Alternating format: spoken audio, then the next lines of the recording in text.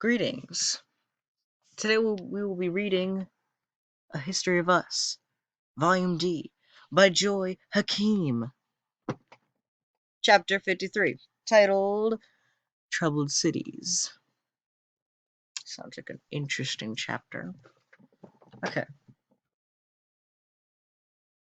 There had been enormous changes in the 2 decades since the end of World War II. Martin Luther King Jr. could look at the South with some satisfaction. Where segregation had once flourished, black people and white people now worked together, voted together, went to school together, ate in restaurants together, and rode buses together. The changes were amazing to those who knew the old South, the new racial harmony that helped bring industry and a progressive spirit to the South. Religion. I'm sorry. The region was thriving.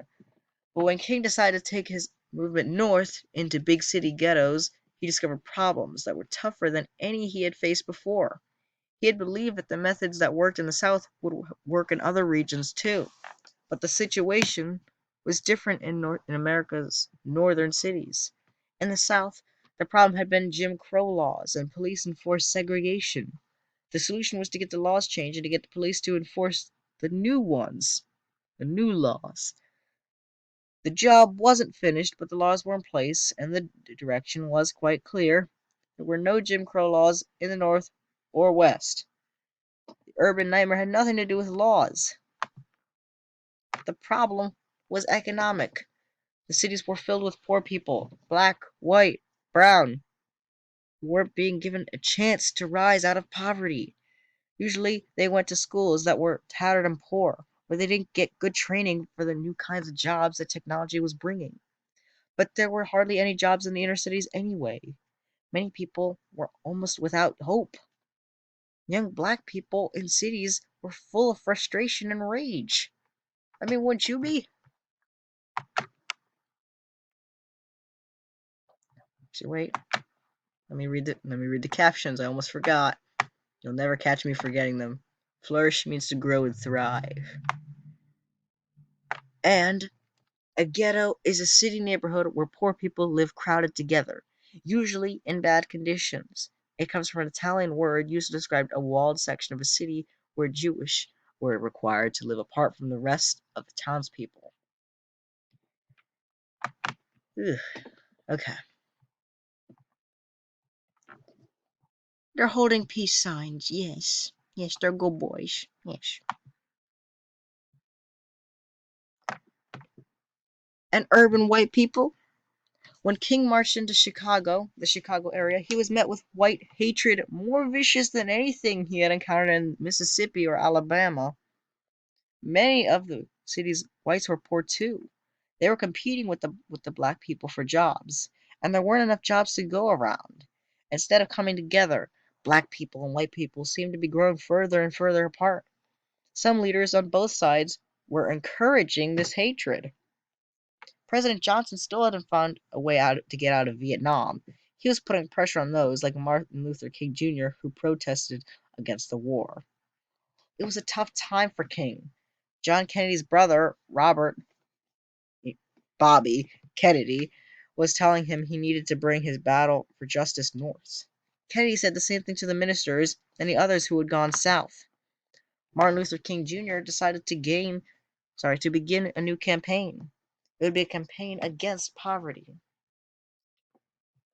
King's program was aimed at all the continues on the next page. We'll get to that sentence. We'll finish it in just a second. So this picture has a little caption right here, and it reads, as President Johnson sent more young Americans to Vietnam, more and more people turned against the war, while war's ever-increasing cost made it hard to pay for Johnson's domestic reforms. And you have a little picture, although I'm a bit unsure. Oh, wait. I believe I actually understand this. I believe this is trying to symbolize that we should get out of Vietnam now.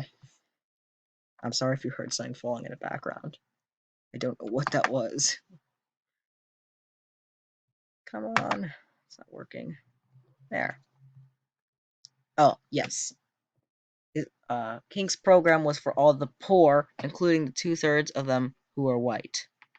Poverty was not just a black problem, or even just a white problem. It was a national disgrace. King planned to bring poor people to Washington. This would certainly not be a one-day march. They would stay, they would camp in the city, the government leaders would have to pay attention. King believed that eliminating poverty made economic sense, and it was simply the right thing to do. If you turn the poor into purchasers, King said, they will solve many of their own problems. The vast amounts of money that the nation spent on military goods could be used to make life better for all people. Quote, poverty has no justification at our age, he said. Quote, war is obsolete. End quote. He believed that nonviolence was the way nations must learn to solve their differences. But time was running out for King and his nonviolent ideas. King talked over his problems with Bobby Kennedy. So did Cesar Chavez. I'm going to guess that's how you pronounce it, although I do not have an official pronunciation in front of me, so I could be wrong. I am sorry if I am wrong. Kennedy really seemed to care about poor people. Few other politicians did. The senator was now on the campaign trail, attempting to win the Democratic nomination for president. It looked as if he might just do it.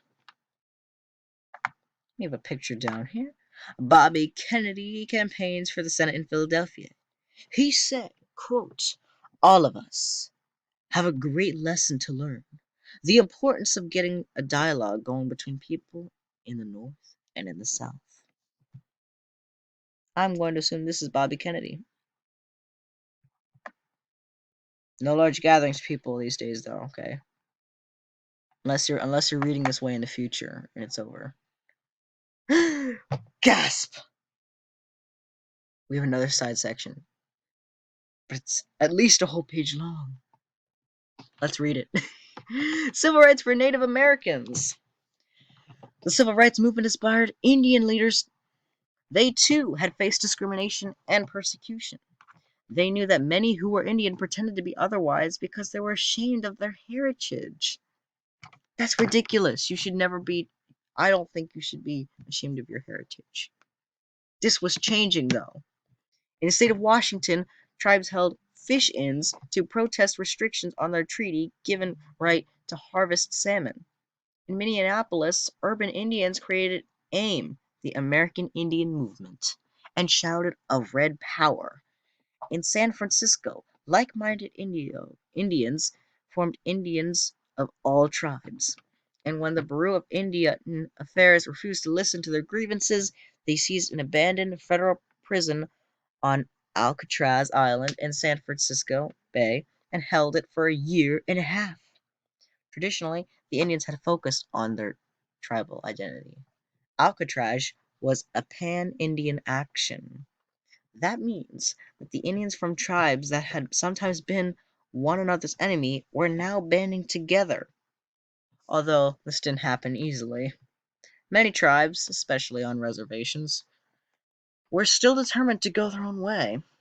The militant activists went from Alcatraz to the Bureau of Indian Affairs in Washington, where they staged a protest occupation in 1972. They took over a trading post at Wounded Knee, South Dakota, where there had been a terrible massacre of Indians in 1890. 1890.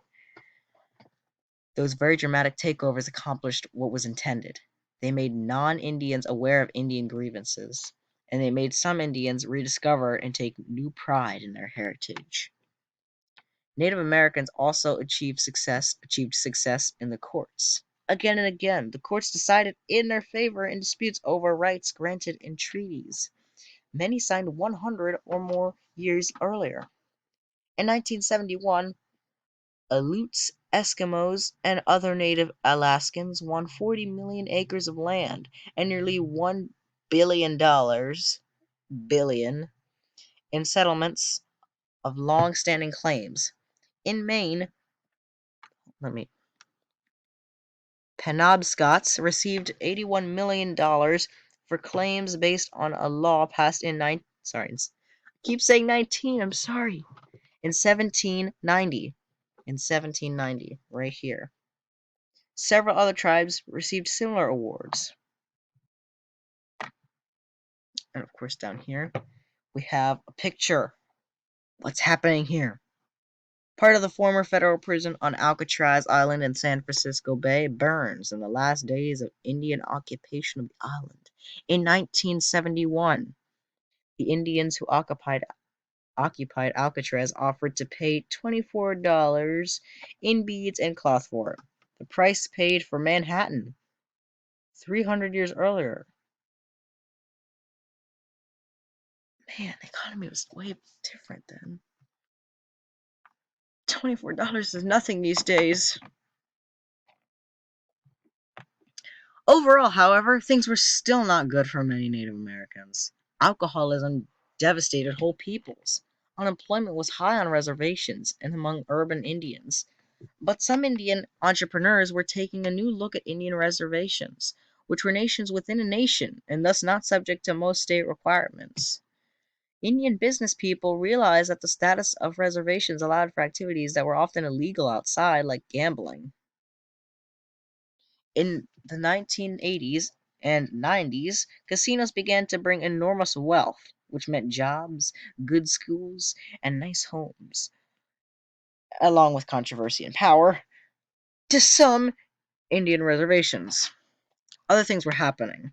In Washington, D.C., the Smithsonian Institution returned Indian skeletal remains and funeral objects to their rightful owners. In Colorado, voters elected an American Indian, Ben Nighthorse Campbell. That is an awesome name. Ben Nighthorse Campbell, as a representative to the U.S. Congress and as a senator in 1992. In Oklahoma, Wilma Mankiller, the first female chief, I'm sorry, chief of the Cherokee Nation, spoke of her firm belief that 500 years from now there will be a strong tribal communities of Native people in the Americas, where ancient languages, ceremonies, and songs will be heard. If so, all the peoples of the land will be richer for it. I'm sorry mispronouncing words. It's been a long day. We have a picture down here. We will get to this picture in just a second, but for right now we're going to look at this picture. An AIM activist, that was the American Indian Movement. He stands at Wounded Knee on the Pine Ridge Reservation in South Dakota. Wilma Mankiller served as the first female chief of Cherokee Nation. I keep thinking it says chef. And there we have it. There we have it, folks. There we have it. That is the end of chapter 53 in Joy Hakim's A History of Us of Volume D. Now, I do believe, and I do hope, that you have enjoyed this. If nothing else, I do hope you took something away from this and you learned something. I do hope that you will do better once you're studying history, because you'll understand some of the topic already. So, with all my heart, I truly do wish you a Whip-a-Dap and Chezzy day. Namaste!